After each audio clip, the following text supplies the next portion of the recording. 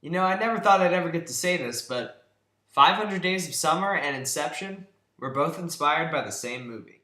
Hello and welcome to my review of Eternal Sunshine of the Spotless Mind, starring Jim Carrey, Kate Winslet, Kirsten Dunst, and Mark Ruffalo.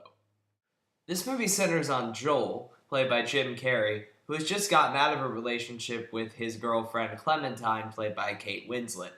He finds out about a program that allows memory erasing. So essentially, they can wipe Clementine clean from his mind, and he decides, since he's found out that she's already done this, that he's going to do it himself. And the rest of the movie is essentially a journey through his memories, working kind of backwards as you see their relationship crumbling and how it even formed in the first place, all in the architecture of Carrey's mind. Now, going into watching this movie, I knew it was going to be great because it was written by Charlie Kaufman, who wrote Being John Malkovich and Adaptation. But I gotta say, guys, this movie is the best screenplay Kaufman's ever written. This thing is a haunting, trippy, absolutely beautiful masterpiece. As always, let's start out with the acting. Jim Carrey in this movie gives an extraordinarily out-of-character performance. A very reserved, kind of depressed guy, doesn't talk a whole lot, something you really don't expect from Jim Carrey, but I gotta say, he does an excellent job here, and he does such a good job, you wouldn't even guess him to be a comedian if you were seeing him for the first time, because he just plays this reserved, quiet guy so well.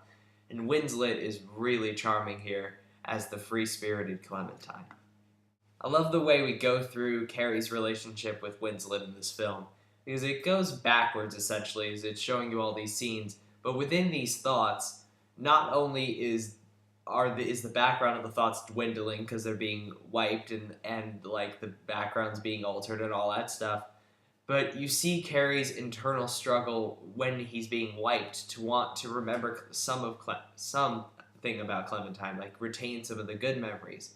And within being wiped, him and Clementine, or his projection of her, start fighting the wipe, and it just gets crazier and crazier as they themselves are being thrown through this tapestry of Carrey's life, and it's amazing, the dynamic these two have, and just the manipulation of set and scenery, how somehow Michel Gondry, who's the director of this film, you may know him, he's directed Be Kind, Rewind, and The Green Hornet after this, just the way he films it in such the dream sequences in such not like a fantasy way, but just kind of an off-kilter way, to where the world looks real, but there's just something off in every single one of the dream sequences. It's just a beautiful tapestry of a broken love, and I absolutely loved it. Also, I love this film's ending. There's a nice twist at the end, and the last few scenes of this movie are really poignant, and it gives you a good feeling walking out of the film. If there was anything I didn't like, which is hard to find because I pretty much consider this to be a perfect movie, it would have to be that the subplots involving Mark Ruffalo, Kirsten Dunst, and Tom Wilkinson as the Wipers is a little bit unnecessary. You can tell they just put it in there for length.